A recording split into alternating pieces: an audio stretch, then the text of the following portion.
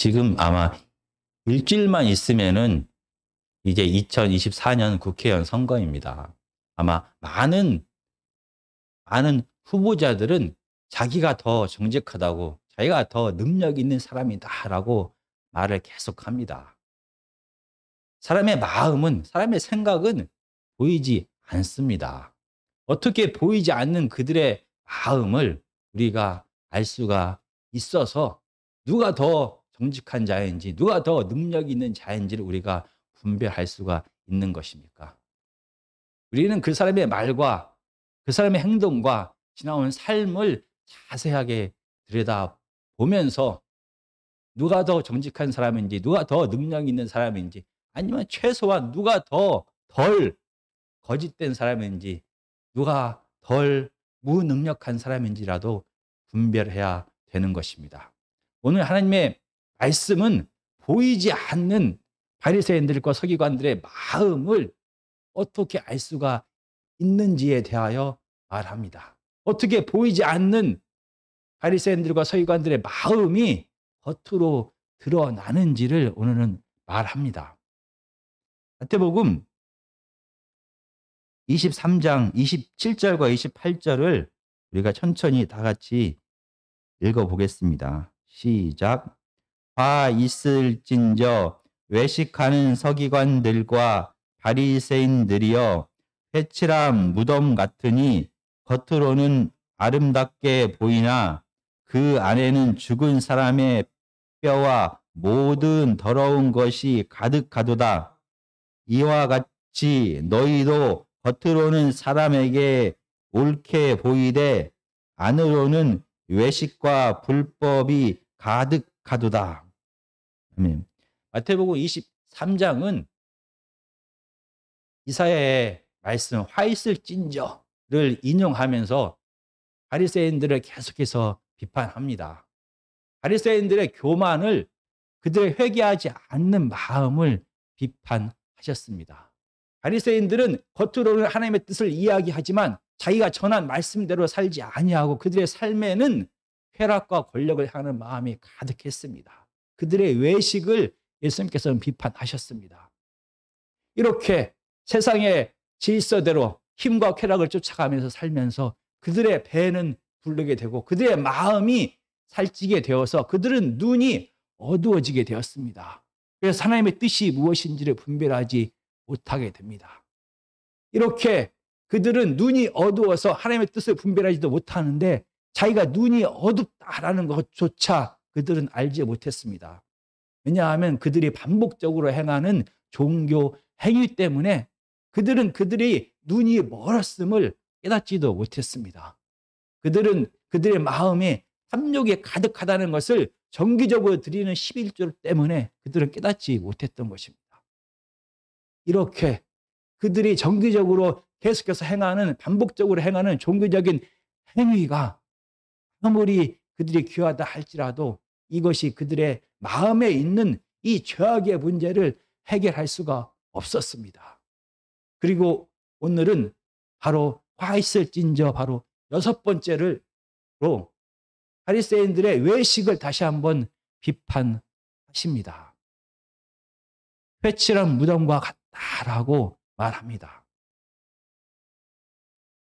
바리새인들은 겉으로 우리의 건강의 문제 때문에 정결을 원했던 것이 아닙니다. 그들은 종교적으로, 제의적으로 깨끗하기를 원했습니다. 그런데 레위기에서는 사람의 부정함과 거룩함이 접촉을 통하여 전파된다라고 말합니다. 그래서 바리새인들은 부정한 것을 멀리 하기를 간절히 원했습니다. 그런데 오늘 본문에서 무덤에 대한 이야기를 하고 있습니다.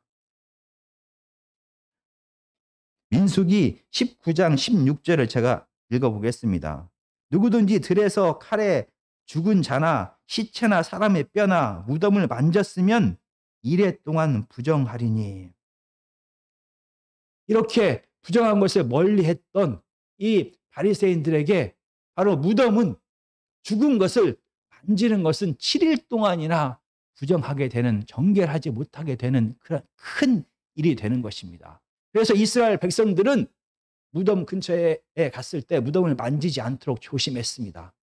그런데 만약에 무덤을 관리하는 가족이 멀리에 살고 있거나 또는 이 무덤이 오랜 시간 계속 되었을 경우에는 이게 무덤인지 아닌지를 잘 모릅니다. 그 지역에 살고 있는 사람들, 이 무덤 가까이 살고 있는 사람들은 이것이 무덤이다라는 것을 알지만 외지인들은 무덤인 것을 잘 알지 못합니다. 특별히 이스라엘의 절기가 되었을 때는 이방 땅에 살고 있던 외지인들이 예루살렘으로 몰려들게 됩니다. 그러면 그들은 이 무덤이 진짜 무덤인지 아닌지를 잘 모릅니다. 그래서 유월절이 되기 한 달 전에 대대적으로 모든 무덤들에게 회를 칠하는 작업을 하게 됩니다. 이 회를 칠하게 되면은 많은 사람들은 알게 됩니다. 화려하게 빛나지만 저게 무덤이구나 하는 것을 깨닫게 됩니다. 그래서 많은 사람으로 하여금 이 무덤을 만지지 못하도록, 그래서 이 부정함을 입지 않도록 이스라엘 백성들이 이렇게 노력을 했습니다. 아무리 화려해 보이고 오늘 본문에서 아름답기까지 할지라도 이 회칠한 것은 무덤입니다. 이 회칠한 것은 그 안에 죽은 뼈가 가득합니다. 이 회칠한 것은 아무리 화려해 보여도 죽음이 가득하다라는 것을 뜻하는 것입니다. 바로 바리새인들은 오늘 본문에서도 사람들 보기에 옳게 여긴다, 사람들 보기에 거룩해 보입니다, 사람들 보기에 의로운 삶을 살아가는 것 같습니다. 왜냐하면 그들은 매일 기도하는 자입니다. 그들은 정해진 시간에 일주일에 2번씩 금식을 합니다. 그들은 가난한 자를 보면 구제하는 자입니다. 겉으로 보면 정말로 하나님의 뜻을 행하는 의로운 삶을 살아갑니다. 그런데 오늘 본문은 뭐라고 말합니까? 그들의 마음에는 외식과 불법이 가득하다. 이 불법이라는 말은 법이 없다, 무법 상태다라는 뜻입니다. 어떻게 겉으로 이렇게 금식하며 기도하며 남을 도우면서 거룩하게 살아가는 바리새인들의 마음속에 이 외식과 불법이 가득한, 하나님의 법이 그 안에 있지 않다라는 것을, 그 안에는 탐욕과 쾌락이 가득하다라는 것을 어떻게 우리가 알 수가 있는 것입니까? 마태복음 23장은 화 있을진저를 7번에서 8번 계속 반복합니다. 23장에 한꺼번에 모아 놓았습니다. 그러므로 마태는 이 화 있을진저, 이 마태복음 23장을 읽으면서 이사야 5장의 말씀을 생각나게 합니다. 이사야 전체의 말씀을 생각나게 합니다. 그래서 이 마태복음 23장은 이사야 5장의 배경 속에서, 이사야 전체의 배경 속에서 우리로 하여금 해석하게 하는 것입니다. 그러면 어떻게 마음속에 있는 이 외식과 마음속에 있는 불법을 알 수가 있는 것입니까? 다시 우리가 이사야 5장으로 가서 살펴보기를 원합니다. 이사야 5장 8절은 이렇게 말합니다. 가옥에 가옥을 이으며 전토에 전토를 더하여 빈틈이 없도록 하고 이 땅 가운데서 홀로 거주하려 하는 자들은 다 있을진저. 이사야 시대의 유대 지도자들은 전토에 전토를, 토지에 토지를, 가옥에 가옥을 독점하는 삶을 살게 되었습니다. 어떻게 이사야 시대 유대 지도자들은 이렇게 땅을 마치 자기 혼자 사는 것처럼 다 취하면서 부를 쌓을 수가 있었던 것입니까? 이사야 1장 23절입니다. 내 고관들은 패역하여 도둑과 짝하며 다 뇌물을 사랑하며 예물을 구하며 고아를 위하여 신원하지 아니하며 과부의 송사를 수리하지 아니하는도다. 그리고 이사야 10장 1절과 2절입니다. 불우한 법령을 만들며 불우한 말을 기록하며 가난한 자를 불공평하게 판결하여 가난한 내 백성의 권리를 박탈하며 과부에게 토색하고 고아의 것을 약탈하는 자는 화 있을진저. 이 이사야 시대의 유대 지도자들은 불법을 행하고 뇌물을 받고 불공평한 재판을 행하고 심지어 불법을 만들어서라도 이 가난한 자, 과부와 고아와 힘없는 자들의 것을 다 빼앗았습니다. 그 결과 그들은 가옥에 가옥을, 토지에 토지를 다 독점하는 그러한 삶을 살게 되었던 것입니다. 거기에 더해서 신명기 15장은 분명히 우리에게 말합니다. 이스라엘 백성들에게 하나님은 명령하십니다. 매해 7년마다 면제의 해가 될 것이다 라고 말합니다. 그래서 구웠을지라도 다시 다 돌려주라 라고 말합니다. 그리고 레위기 25장의 말씀을 보시겠습니다. 레위기 25장 23절부터 28절까지입니다. 25장에서 레위기 25장 23절에서 28절입니다. 185페이지입니다. 토지를 영구히 팔지 말 것은 토지는 다 내 것임이니라. 너희는 거류민이요 동거하는 자로서 나와 함께 있느니라. 너희 기업에 온 땅에서 그 토지 무르기를 허락할지니 만일 내 형제가 가난하여 그의 기업 중에서 얼마를 팔았으면 그에게 가까운 기업 물을 자가 와서 그 형제가 판 것을 물을 것이요 만일 그것을 물을 사람이 없고 자기가 부유하게 되어 물을 힘이 있으면 그 판 해를 계수하여 그 남은 값을 산 자에게 주고 자기의 소유지로 돌릴 것이니라. 28절입니다. 그러나 만일 물을 힘이 없으면 그 판 것이 희년에 이르기까지 산 자의 손에 있다가 희년에 이르러 돌아올지니 그것이 곧 그의 기업으로 돌아갈 것이니라. 분명히 이스라엘 백성들에게 레위기 25장의 말씀을 통하여 모든 토지는 하나님의 것이다 라고 하나님은 선포하십니다. 그리고 절대 토지를 팔지 말라라고 말합니다. 그러나 어떤 이유 때문에 토지가 팔렸을 경우에는 가까운 친척이 이를 다시 값을 지불하고 돌려주어야 된다라고 말합니다. 그리고 가까운 친척이 없을 경우에 자기도 더 가난해질 경우에 마지막으로는 50년이 되었을 때 희년을 선포합니다. 그러면 모든 토지를 취했던 자가 원래 주인에게 다 돌려주라라는 것이 하나님의 명령입니다.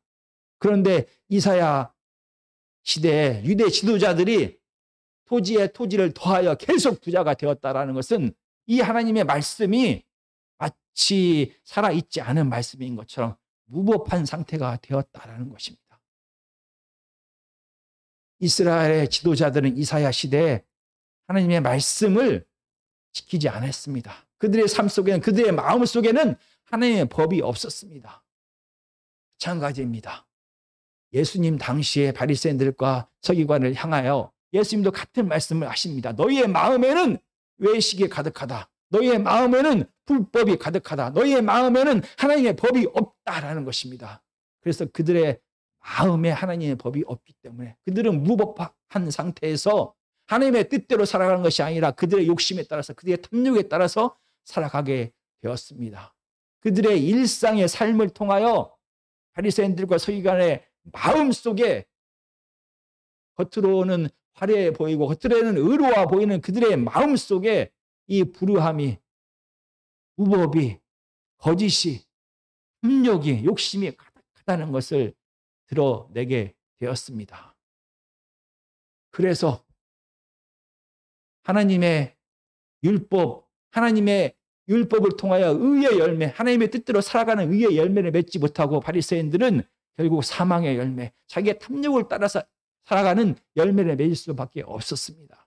그래서 이들을 향하여 침례 요한과 예수님께서는 이 사탄의 자녀들이다라고 말을 합니다. 왜냐하면 하나님의 자녀들처럼 하나님의 뜻대로 행하는 하나님의 의의 열매를 맺지 못하고 그들의 삶 속에는 마치 하나님이 없는 것과 같은 내 죄성의 열매가 그대로 맺혔기 때문입니다. 이렇게 보이지 않는 마음의 상태가 우리의 삶을 통하여 드러났습니다.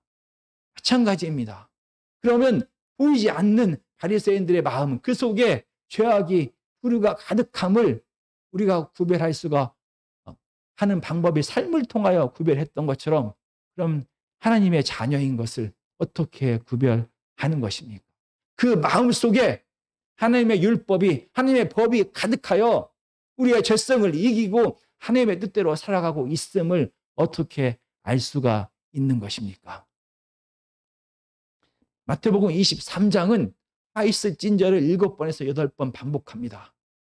그러면서 독자들로 하여금 이사야의 말씀을 생각나게 합니다. 마찬가지로 화이스 찐저를 7번에서 8번 반복하면서 또 다른 마태복음 5장의 말씀, 정반대의 말씀은 복이 있다, 복이 있다, 복이 있다라는 말씀을 생각나게 합니다. 그쪽으로 우리로 하여금 하나님의 말씀을 다시 한번 고민하게 하는 것입니다. 우리가 마태복음 5장 9절의 말씀을 보시겠습니다. 화평하게 하는 자는 복이 있나니 그들이 하나님의 아들이라 일컬음을 받을 것이며, 그 마음속에 무엇이 있는지가 드러나게 됩니다. 그래서 세상은 그를 향하여 하나님의 아들이다라고 말합니다. 그 안에 하나님의 법이 살아있다라는 뜻입니다. 그가 삶을 통하여 하나님의 뜻대로 순종했다라는 것입니다. 어떤 자가 하나님의 아들이다라는 평가를 받게 되는 것입니까? 이 도대체 화평이 무엇입니까? 구약과 신약에서 이 화평이란 말의 의미를 우리가 간단하게 다시 살펴보겠습니다. 화평이라는 것은 첫 번째 단계가 하나님의 전지전능으로 우리 안에 있는 죄악과 무질서가 물러나게 됩니다. 그리고 죄악과 무질서가 물러난 자리에 하나님의 임재와 통치가 임하게 됩니다. 하나님의 다스림이 시작됩니다. 이러한 상태를 안식이라고 말합니다. 그리고 화평은 안식이 완성된 상태가 화평입니다. 정말 하나님과의 관계가, 죄 때문에 깨졌던 하나님과의 관계가 회복이 되었습니다. 그래서 우리의 영혼에 성령님이 임하십니다. 하나님께서 다스리기 시작하십니다. 우리의 마음과 육체와 우리가 하는 모든 일들이 하나님의 뜻 가운데, 하나님의 뜻대로, 하나님의 질서대로 통치가 됩니다. 그러한 상태가 화평입니다. 쉽게 말하면 우리의 마음이 평안합니다. 우리의 육체도 건강합니다. 하나님의 뜻 가운데 우리가 하는 모든 일들이 하나님의 뜻대로 성취가 되는 것입니다. 그래서 우리의 영혼도, 우리의 마음도, 우리의 육체도, 우리가 하고 있는 모든 일이 하나님의 뜻대로 진행되어서 결핍이 없고 아픔이 없고 생명이 풍성한 상태를 화평이다라고 말합니다. 그러면 우리의 마음에 근심이 없습니다. 우리의 육체가 건강합니다. 우리가 부유합니다. 우리에게 아무런 문제가 없습니다. 모든 일들이 다 생명이 풍성한 것처럼 꽉꽉 채워져 살아갑니다. 그러한 사람을 하나님의 아들이다라고 팔복은 말했습니까? 아닙니다. 우리 안에 생명이 가득한 자, 우리 안에 근심이 없는 자, 우리 안에 건강이 가득한 자, 우리 안에 부유함이 가득한 자가 하나님의 아들이 아니라, 하나님의 자녀가 아니라 5장 9절은 화평하게 하는 자가 하나님의 아들이다라고 말합니다. 바로 우리의 이웃을 화평하게 만드는 자, 우리의 공동체를 화평하게 만드는 자가 바로 하나님의 아들입니다. 구체적으로 어떻게 화평하게 만들어 갑니까? 이 죄 때문에 세상은 부서졌습니다. 죄 때문에 하나님과의 관계가 멀어졌습니다. 다시 깨어진 하나님과의 관계를 회복시키는 노력을 하는 자가 하나님의 자녀인 것입니다. 하나님을 알지 못하는 자들에게 하나님을 전하고 그가 다시 하나님을 만나게 해서 생명이 되신 하나님의 만남을 통하여 그의 삶이 회복되게 하는 자, 그 자가 바로 하나님의 자녀인 것입니다. 마태복음에서 침례 요한과 예수 그리스도의 삶이 그러합니다. 회개하라 천국이 가까웠느니라 라고 말하며 세상 사람들을 향하여, 죄 가운데 죽어가는 사람들을 향하여 그들을 다시 하나님과 화목하게 하는 일을 하는 것이 바로 하나님의 자녀의 일인 것입니다. 예수 그리스도께서는 이 땅에 왜 오셨습니까? 이 죄의 문제를 해결하기 위하여, 하나님과 깨어진 이 관계를 회복하여 다시 하나님 품으로 사람들을 돌리기 위하여, 죄인들을 하나님 앞으로 인도하기 위하여 예수님께서 오셨습니다. 이 죄의 문제를 위하여 세상 사람들로 하여금 하나님과 화목하게 하려고 하는 자, 그가 바로 하나님의 자녀입니다. 또한 하나님의 자녀는 어떠한 자가 하나님의 자녀입니까? 죽음과 두려움에 가득한 세상입니다. 사람들은 자기의 것을 더 많이 쌓아두려고 합니다. 이 경쟁사회, 이 죽음과 쾌락과 죄성이 가득한 삶 속에서 분명히 경쟁에서 밀린 자들이 존재합니다.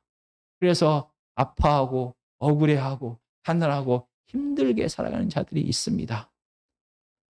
바로 그들의 현실적인 삶의 문제를 해결하기 위하여 노력하는 자. 그래서 하나님께서 우리에게 맡기신 모든 것을 가지고 그들을 위로하고 격려하고 용서하고 사랑하고 그리고 실질적으로 나누는 삶을 살아가는 자. 그래서 그들의 이 죽음과 두려움에 가득한 세상에서 겪는 이 고통의 문제를 실질적으로 해결하고 그들의 삶의 위로와 평안을 공급하려고 하는 자.